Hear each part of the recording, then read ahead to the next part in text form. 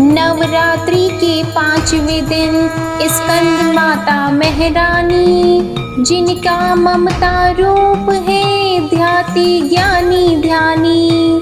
कार्तिकेय को गोद ले करती अनोखा प्रेम, अपनी शक्ति दी उन्हें करे रक्त संचार। या देवी सर्वभूतेषु मस्कंद रूपेण संस्थिता, नमस्तस्यै नमस्तस्यै नमस्तस्यै नमो नमः।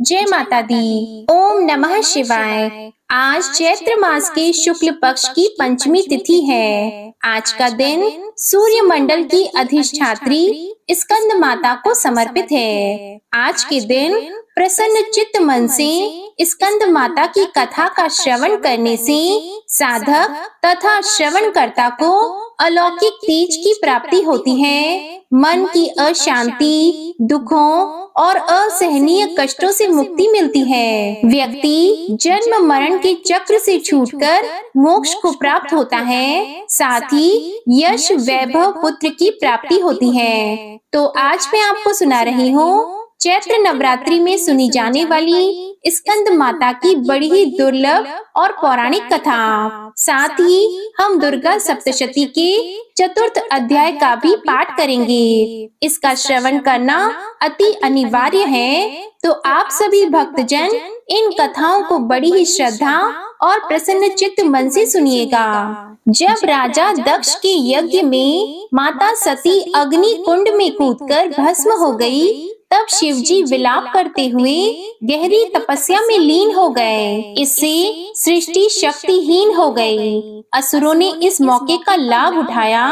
पौराणिक कथाओं में वर्णित है कि एक असुर जिसका नाम तारकासुर था, उसने अपनी कठोर तपस्या से ब्रह्मा जी को प्रसन्न कर अमर होने का वरदान मांगा। तब ब्रह्मा जी ने कहा, हे तारकासुर, इस धरती पर जिसका जन्म हुआ है उसका मरना निश्चित है। कोई भी अमर नहीं हो सकता। तुम कोई और वरदान मांगो। यह सुनकर तारकासुर बहुत दुखी हुआ। कुछ देर सोचने के बाद तारकासुर कुटिल मुस्कान के साथ कहने लगा, हे भगवान, मुझे यह वरदान दीजिए कि मेरी मृत्यु भगवान शिव के पुत्र के हाथों हो। ब्रह्मा जी ने कहा, तथास्तु, और अंतर ध्यान हो गए। तारकासुर ने यह सोच लिया था कि भगवान शिव तो माता सती के वियोग में अनादि काल तक तपस्या में लीन रहेंगे और माता सती का स्थान शंकर भगवान किसी और को नहीं देंगे। अतः वे तो अब विवाह करेंगे ही नहीं और उसकी मृत्यु जो शंकर भगवान के पुत्र के हाथों होनी है, बिना शिव जी के विवाह किए उनका जन्म लेना भी असंभव है। अब देखिए, एक प्रकार से तारकासुर स्वयं को अमर ही समझ बैठा था। वह बहुत ही शक्तिशाली और क्रूर हो गया था। यह वरदान मिलने के बाद उसने देवताओं पर अत्याचार करना प्रारंभ कर दिया। देवतागण बहुत ही परेशान हो गए और उन्होंने ब्रह्मा जी से मदद मांगी। ब्रह्मा जी ने कहा, तारकासुर का अंत शिव पुत्र ही कर सकते हैं। यह सुनकर इंद्र और समस्त देवतागण भगवान शिव के पास पहुँचे। इस सृष्टि को तारकासुर से मुक्ति दिलाने का निवेदन किया। शिव जी ने सभी देवताओं को इस समस्या से मुक्ति दिलाने का वचन दिया। तब भगवान शिव जी पार्वती जी के अपने प्रति अनुराग की परीक्षा लेते हैं और माता पार्वती की तपस्या से प्रसन्न होकर उनसे विवाह करते हैं। विवाह के बाद शिव पार्वती के पुत्र स्कंद, जिन्हें हम कार्तिकेय भी कहते हैं, उनका जन्म हुआ। कार्तिकेय बाल अवस्था से ही बहुत वीर और शक्तिशाली थे, किंतु माता पार्वती ने स्कंद माता का रूप धारण किया और कार्तिकेय को अपना पुत्र बनाया और उन्हें अस्त्र शस्त्र की शिक्षा दी। उन्हें अपनी समस्त शक्ति प्रदान की। अब देखिए, उन्होंने दुष्ट असुरों का संहार करना शुरू कर दिया। अंततः वह समय भी आ गया जिसकी देवताओं को युगों से प्रतीक्षा थी। उन्होंने तारकासुर से युद्ध किया और एक भयंकर युद्ध हुआ जिसमें कार्तिकेय जी ने तारकासुर का वध कर दिया। देवताओं ने भगवान कार्तिकेय की वीरता की प्रशंसा की और उन्हें देवताओं का सेनापति बनाया।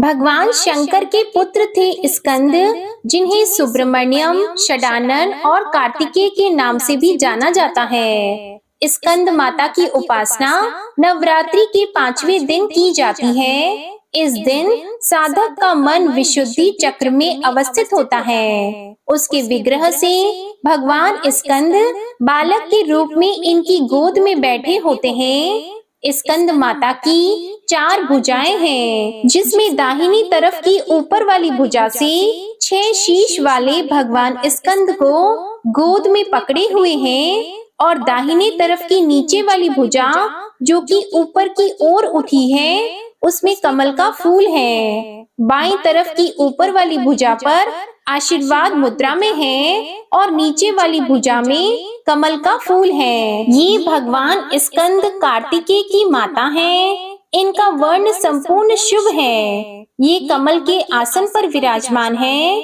इनका वाहन सिंह है। इसी कारण इन्हें पद्मासना देवी भी कहा जाता है। स्कंद माता सूर्य मंडल की अधिष्ठात्री देवी हैं। इनका उपासक अलौकिक तेज और कांति से युक्त होता है। उनके पास एक अलौकिक प्रभा मंडल अदृश्य भाव से सदा बना रहता है, जो उनकी सदा रक्षा करता है। नवरात्रि पूजन के 5वें दिन का शास्त्रों में बहुत महत्व बताया गया है। इस चक्र में अवस्थित मन वाले साधक की समस्त ब्रह्म क्रियाओं तथा वित्त वृत्तियों से लोप हो जाता है। वह विशुद्ध चैतन्य रूप की ओर अग्रसर होता है। उसका मन समस्त लौकिक सांसारिक माया बंधनों से विमुक्त होकर पद्मासना माता स्कंद माता के स्वरूप में पूर्णतः विलीन होता है। इस समय साधक को पूर्ण सावधानी के साथ उपासना की ओर अग्रसर होना चाहिए। उसे अपना सारा ध्यान स्कंद माता के रूप में एकाग्र चित्त रखते हुए पूजा विधान आदि करना चाहिए। स्कंद माता की उपासना से भक्त की सभी इच्छाएं पूर्ण होती हैं और इस मृत्यु लोक में ही उसे परम शांति और सुख का अनुभव होता है। उसके लिए मोक्ष का द्वार स्वयं ही सुलभ हो जाता है। इनकी उपासना से बाल स्वरूप स्कंद भगवान की उपासना भी स्वतः ही हो जाती है। यह विशेषता केवल इन्हीं को प्राप्त है। स्कंद माता की उपासना करने से मन पवित्र होता है और मोक्ष का मार्ग सुलभ होता है। भव सागर के दुखों से मुक्ति पाने के लिए इनकी उपासना से अच्छा उपाय दूसरा कोई नहीं है। स्कंद माता की उपासना से भक्त को मन की शांति सुख का अनुभव होता है। वे अपने सभी दुखों और कष्टों से मुक्त हो जाते हैं। इनकी उपासना से भक्त को मोक्ष की प्राप्ति होती है। वे इस जन्म मरण के चक्र से मुक्त हो जाते हैं और परम आनंद को प्राप्त करते हैं। स्कंद माता की उपासना से भक्त की सभी मनोकामनाएं पूर्ण होती हैं। वे धन संपत्ति यश और वैभव प्राप्त करते हैं। प्रिय भक्तजनों, नवरात्रि के 5वें दिन स्कंद माता की कथा सुनने और पढ़ने से, स्कंद माता की उपासना से भक्तों की सभी प्रकार की मनोकामनाएं पूर्ण होती हैं। स्कंद माता का प्रार्थना मंत्र है: सिंहासन नित्यम पद्म आश्रित कत द्वया, शुभदास्तु सदा देवी स्कंद माता यशस्विनी। ओम देवी स्कंद माताए नमो नमः। एक बार प्रेम से बोलिए स्कंद माता की जय। जय हो माँ भवानी। ओम नमः शिवाय। हे माँ भवानी, अपने भक्तों का सभी दुख दूर करो। जय माता दी। प्रिय भक्तजनों, आइए अब सुनते हैं माता रानी की दूसरी कथा। एक राजा और एक रानी थी। बहुत दिनों तक उनके कोई संतान नहीं हुई। बहुत जप तप करने के बाद कई सालों बाद उनको एक संतान की प्राप्ति पुत्र रूप में हुई। अब राजा और रानी बहुत खुशी से अपना राजपाट संभालने लगे। कई दिनों तक ऐसा ही चलता रहा। देखते देखते उनका पुत्र 4-5 साल का हो गया। एक दिन की बात है, रानी दोपहर में बच्चे के साथ सो रही थी और बच्चे की नींद खुल जाती है। वह उठकर बाहर की ओर जाने लगा, क्योंकि उसको बाहर जाने नहीं दिया जाता था। तो वह माँ को सोता हुआ देखकर उसके मन में बाहर जाकर अपनी उम्र के बच्चों के साथ खेलने की इच्छा हुई और वह छिपकर बाहर चला गया। वह खेलते खेलते बहुत दूर चला गया और वह किसी दूसरे गांव में जा पहुंचा। इधर जब रानी की नींद खुली तो वह बच्चे को अपने पास न देखकर बहुत हैरान हुई। फिर बच्चे की खोजबीन शुरू की गई। बहुत प्रयास करने के बाद सफलता हासिल नहीं हुई, अर्थात बच्चा उनको नहीं मिला। अब राजा रानी फिर से दुखी हो गए। अब वह बच्चा उस गांव में एक ग्वाले के घर पहुंचा तो ग्वालिन ने उससे पता पूछा कि हे पुत्र, तुम कहाँ से आए हो? तो वह बच्चा अपने बारे में कुछ बता नहीं सका, क्योंकि वह बड़ा छोटा था। उसको कुछ पता नहीं था। वह केवल बच्चों के साथ खेलते खेलते दूर चला गया था। तो ग्वाले ने कहा कि जब यह बच्चा अपना नाम नहीं बता पा रहा तो इसको अपने पास रख लो। जैसे तुम्हारे 2 बच्चे हैं वैसे ही यह तीसरा रहेगा। अब इधर वह बालक ग्वाले के बच्चों के साथ घुल मिलकर खेलने लगा और कुछ दिन बीत गए। एक दिन ग्वाले की नजर उस बच्चे के हाथ पर पड़ी तो वह देखा कि उसके हाथ में किसी का नाम लिखा हुआ है। तो वह बच्चे से पूछा, पुत्र, यह किसका नाम है? तो उस बच्चे ने कहा, यह हमारे पिताजी का नाम लिखा है। तो ग्वाले ने कहा कि हम आपके पिताजी का नाम ढूंढते हुए घर पर चलेंगे। अब देखिए, इधर जब राजा शिकार पर निकल जाते हैं तो रानी रोज अपने बच्चे को इधर उधर ढूंढती है, क्योंकि माँ का हृदय था। वह दिन भर तड़पती अपने बच्चे की याद में इधर उधर बाग बगीचे में देखती कि कहीं मेरे बच्चे का कोई संदेश आ जाए। रानी यही सोचती कि इतने दिन बाद एक संतान हुई थी तो मैंने लापरवाही में वह भी अपने हाथ से गवा दी। अब रानी एकदम निराश होकर एक गांव में पहुंची तो वहां उसने देखा कि कुछ औरतें मिलकर देवी माता की पूजा कर रही हैं। तो रानी भी वहां जाकर बैठकर पूरी पूजा देखती है और पूजा के दौरान माता रानी की कथा को बहुत मन लगाकर सुनती है। पूजा समाप्त हो जाने के बाद सारी सुहागिनें रानी को प्रसाद देती हैं। तब रानी ने पूछा, बहन, आप किसकी पूजा कर रही हैं? हमको भी बताइए। तब सभी सुहागिनों ने कहा कि हम माँ भवानी, माता दुर्गा की पूजा कर रही हैं। माता बहुत ही दयालु हैं। ये अपने भक्तों के संकट को क्षण मात्र में दूर कर देती हैं। बस ध्यान करने वाली बात है कि तब तक आपकी मनोकामनाएं तुरंत ही पूरी हो जाती हैं। जब आपकी मनोकामनाएं पूरी हो जाएं, तो आप तुरंत माँ देवी की पूजा करें। आपकी जो मन्नत मांगी है उसे पूरा करिएगा। मनोकामना पूर्ण होने के बाद माता रानी की पूजा तुरंत ही कर लेनी चाहिए, उनको टालना नहीं चाहिए। तो रानी ने अपने मन में सोचा कि अगर माँ भवानी, माँ दुर्गा ने हमारा बच्चा सकुशल वापस हमारे घर पहुँचाया तो हम भी इसी तरह से सभी सुहागिनों के साथ माता रानी की पूजा करेंगी। उधर रानी का ये मन्नत मानना हुआ कि इधर ग्वाला बच्चे को लेकर उसके पिता की तलाश में निकल पड़ा।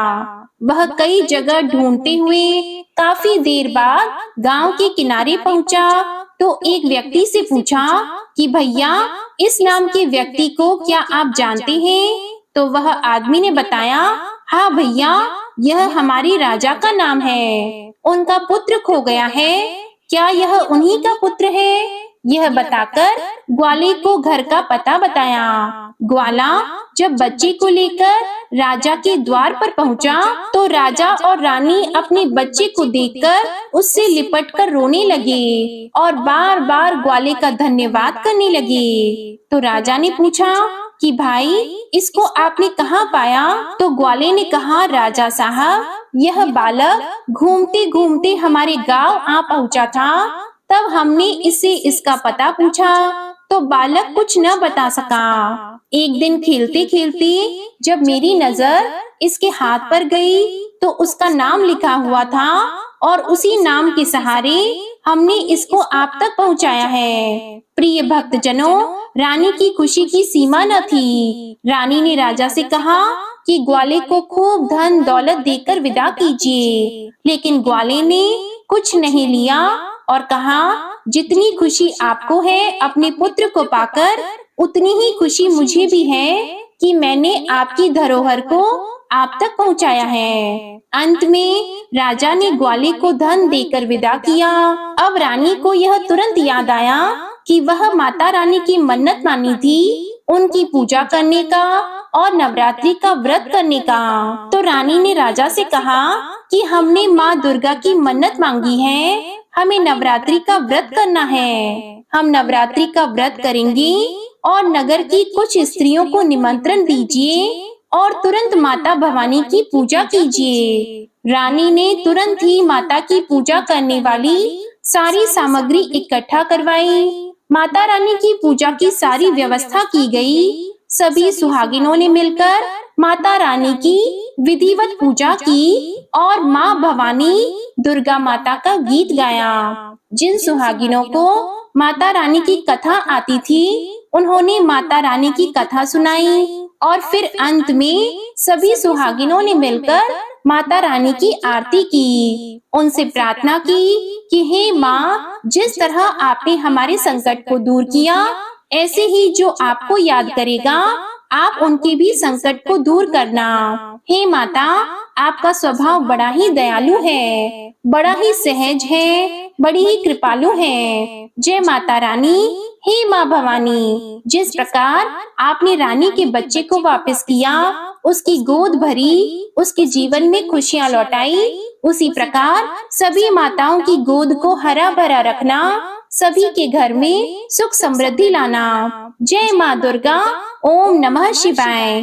प्रिय भक्तजनों, आइए अब सुनते हैं दुर्गा सप्तशती का चौथा अध्याय। इस अध्याय में इंद्र आदि देवताओं द्वारा देवी की स्तुति का वर्णन है। महर्षि मेधा बोले, देवी ने जब पराक्रमी दुरात्मा महिषासुर को मार गिराया और असुरों की सेना को मार दिया, तब इंद्र आदि समस्त देवता अपने सिर तथा शरीर को झुकाकर माँ भगवती की स्तुति करने लगे। जिस देवी ने अपनी शक्ति से यह जगत व्याप्त किया है और जो संपूर्ण देवताओं तथा महर्षियों की पूजनीय है, उस अंबिका को हम भक्ति पूर्वक नमस्कार करते हैं। वह हम सबका कल्याण करे। जिस अतुल प्रभाव और बल का वर्णन भगवान विष्णु, शंकर और ब्रह्मा जी भी नहीं कर सके, वही चंडिका देवी इस संपूर्ण जगत का पालन करे और अशुभ भय का नाश करे। पुण्य आत्माओं के घरों में तुम स्वयं लक्ष्मी रूप हो और पापियों के घरों में तुम अलक्ष्मी रूप हो, और सतकुल में उत्पन्न होने वालों के लिए तुम लज्जा रूप होकर उनके घरों में निवास करती हो। हम दुर्गा भगवती जी को नमस्कार करते हैं। हे देवी, इस विश्व का पालन करो।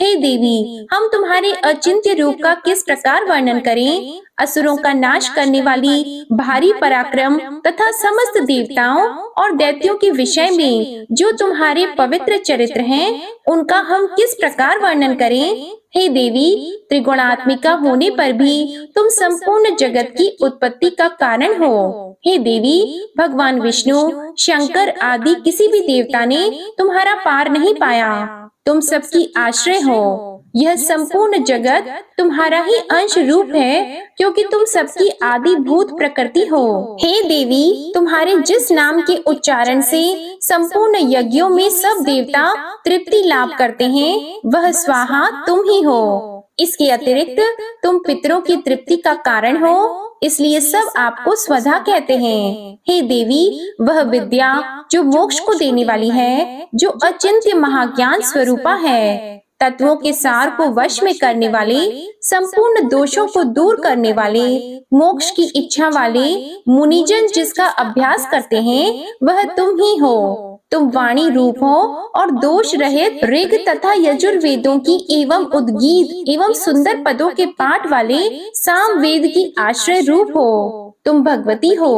इस विश्व की उत्पत्ति एवं पालन के लिए तुम वार्ता के रूप में प्रकट हुई हो और तुम संपूर्ण संसार की पीड़ा हरने वाली हो। हे देवी, जिससे सारे शास्त्रों को जाना जाता है, वह मेधा शक्ति तुम ही हो और दुर्गम भव सागर से पार करने वाली नौका भी तुम ही हो। लक्ष्मी रूप से विष्णु भगवान के हृदय में निवास करने वाली और भगवान महादेव द्वारा सम्मानित गौरी देवी तुम ही हो। मंद मुस्कान वाली निर्मल पूर्ण चंद बिंब के समान और उत्तम सुवर्ण की मनोहर कांति से कामनीय तुम्हारे मुख को देखकर भी महिषासुर क्रोध में भर गया। यह बड़े आश्चर्य की बात है। और हे देवी, तुम्हारा यही मुख जब क्रोध से भर गया तो उदय काल के चंद्रमा की भांति लाल हो गया और तनी हुई भौहों के कारण विकराल रूप हो गया। उसे देखकर भी महिषासुर के शीघ्र प्राण नहीं निकल गए। यह बड़े आश्चर्य की बात है। आपके कुपित मुख के दर्शन करके भला कौन जीवित रह सकता है। हे देवी, तुम हमारे कल्याण के लिए प्रसन्न हो। आपके प्रसन्न होने से इस जगत का अभ्युदय होता है और जब आप क्रोधित हो जाती हैं, तो कितने ही कुलों का सर्वनाश हो जाता है। यह हमने अभी अभी जाना है कि जब तुमने महिषासुर की बहुत बड़ी सेना को देखते देखते मार दिया है। हे देवी, सदा अभ्युदय देने वाली, तुम जिस पर प्रसन्न हो जाती हो वही देश में सम्मानित होते हैं। उनके धन यश की वृद्धि होती है, उनका धर्म कभी शिथिल नहीं होता है और उनके यहाँ अधिक पुत्र पुत्रियां और नौकर होते हैं। हे देवी, तुम्हारी कृपा से ही धर्मात्मा पुरुष प्रतिदिन श्रद्धा पूर्वक यज्ञ करता है और धर्मानुकूल आचरण करता है और उसके प्रभाव से स्वर्ग लोक में जाता है, क्योंकि तुम तीनों लोकों में मनोवांछित फल को देने वाली हो। हे माँ दुर्गे, तुम स्मरण करने पर संपूर्ण जीवों के भय को नष्ट कर देती हो और स्थिर चित्त वालों के द्वारा चिंतन करने पर उन्हें और अत्यंत मंगल देती हो।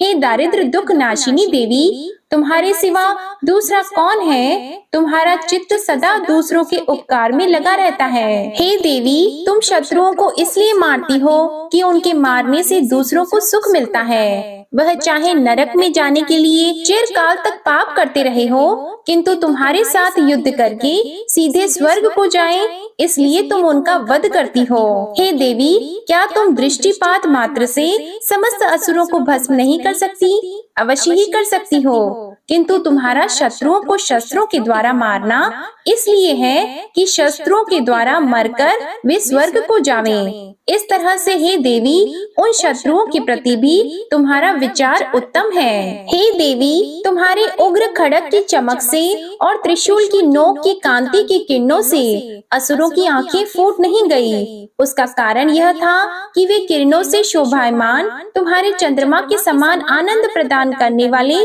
सुंदर मुख को देख रहे थे। हे देवी, तुम्हारा शील बुरे वृतांत को दूर करने वाला है और सबसे अधिक तुम्हारा रूप है, जो न तो कभी चिंतन में आ सकता है और न जिसकी दूसरों से कभी तुलना ही हो सकती है। तुम्हारा बल और पराक्रम शत्रुओं का नाश करने वाला है।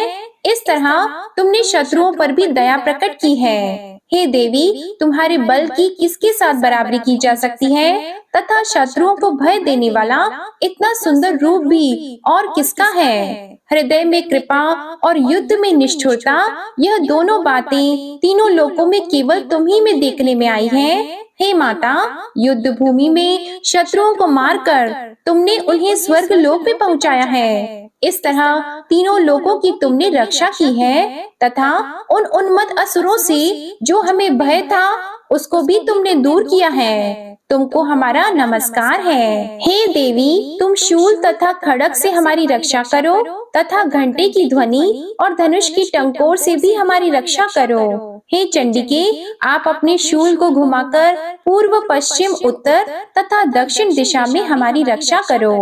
तीनों लोकों में जो तुम्हारे सौम्य रूप हैं तथा घोर रूप हैं, उनसे हमारी रक्षा करो तथा इस पृथ्वी की रक्षा करो। हे अंबिके, आपके कर पल्लवों में जो खड्ग, शूल और गदा आदि शस्त्र शोभा पा रहे हैं, उनसे हमारी रक्षा करो। महर्षि बोले कि इस प्रकार जब सब देवताओं ने जगत माता भगवती की स्तुति की और नंदनवन के पुष्पों तथा गंध अनुलेपों के द्वारा उनका पूजन किया और फिर सबने मिलकर जब सुगंधित और दिव्य धूपों द्वारा उनको सुगंधि निवेदन की, तब देवी ने प्रसन्न होकर कहा, हे देवताओं, तुम सब मुझसे मनोवांछित वर मांगो। देवता बोले, हे भगवती, तुमने हमारा सब कुछ कार्य कर दिया, अब हमारे लिए कुछ भी मांगना बाकी नहीं रहा है, क्योंकि तुमने हमारे शत्रु महिषासुर को मार डाला है। हे महेश्वरी, तुम इस पर भी यदि हमें कोई वर देना चाहती हो तो बस इतना वर दो कि जब जब हम आपका स्मरण करें तब तब आप हमारी विपत्तियों को हरण करने के लिए हमें दर्शन दिया करो।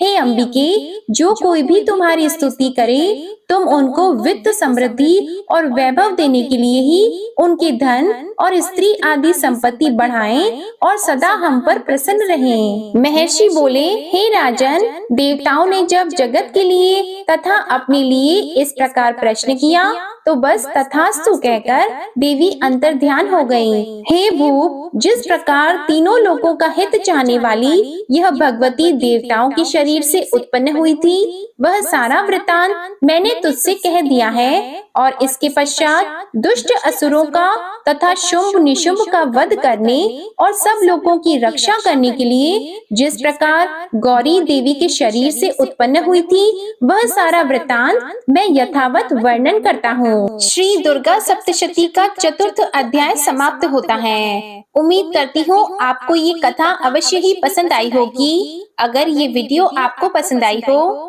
तो इसे लाइक करें, शेयर करें और हमारे चैनल को भी सब्सक्राइब करें। कमेंट में जय स्कंद माता, जय माँ भवानी, जय माता दुर्गा अवश्य लिखिएगा।